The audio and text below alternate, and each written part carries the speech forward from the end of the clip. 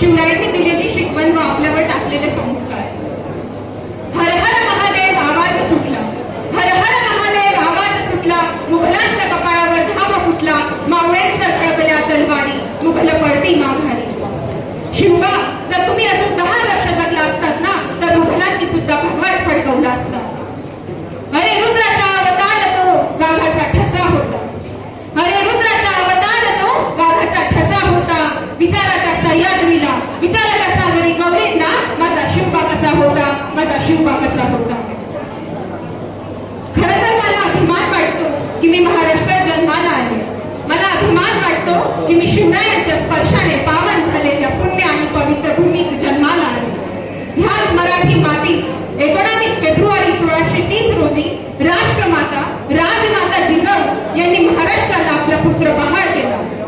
पुत्र जिजाऊंना झाला, पुत्र सह्याद्रीला झाला, पुत्र महाराष्ट्राला झाला, पुत्र भारत मातेला झाला.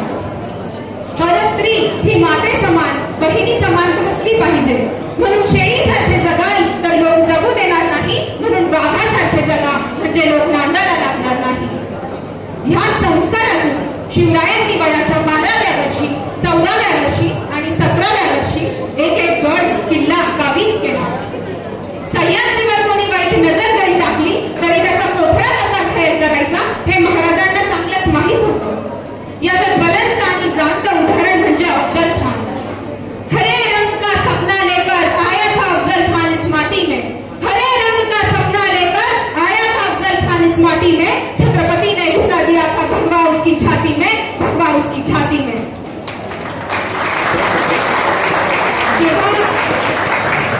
जेव्हा औरंगजेबाचे निधन झाले तेव्हाची ही गोष्ट.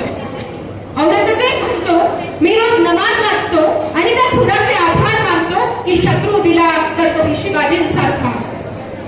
सांगण्याचा हेतू असा की परलोकियांना सुद्धा अभिमान वाटावा असा माझा राजा शिवाजी होता. म्हणून सांगावेसे वाटते, रयतेसाठी तो जन्मभर झिजला, रयतेसाठी तो जन्मभर झिजला. मानवतेच्या या झऱ्या